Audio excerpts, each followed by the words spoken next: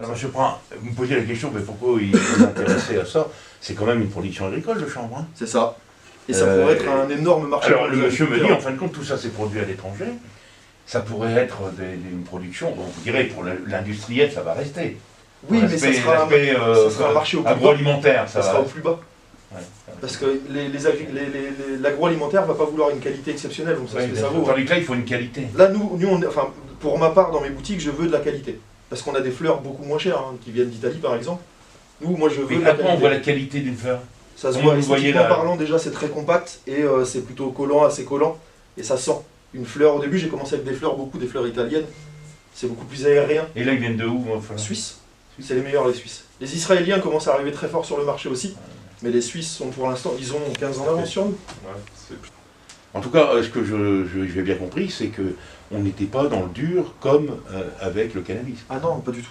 C'est deux sujets pour moi totalement différents. Même dans certains cas, ça peut être un substitutif. Dans beaucoup, la feuille de chanvre peut être un substitutif du cannabis. Dans énormément de cas. Vraiment.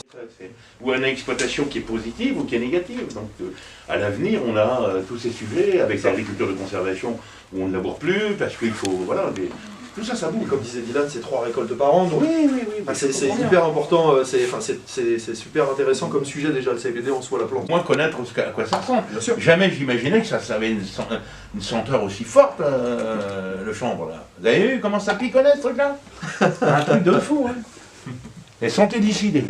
Parce que moi, je sais pas ce que c'est. Vous avez fait une petite boule à thé? Non, je sais pas ce que c'est. Une boule à thé ou un sachet de thé, vous l'ouvrez puis vous... Oh non, même pas. Vous mettez la café. Vous mettez la fleur directement dans l'eau bouillante. Ah oui. Par contre, rajoutez un corps gras, c'est indispensable. Donc soit du lait entier. Du lait entier. Du Gloria là.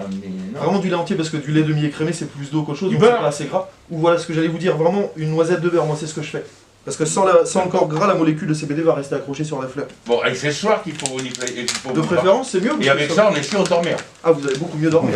C'est vrai. Sans être défoncé, sans rien. 4 boutiques dont vous êtes à la tête, hein, c'est bien ça? C'est ça, exactement.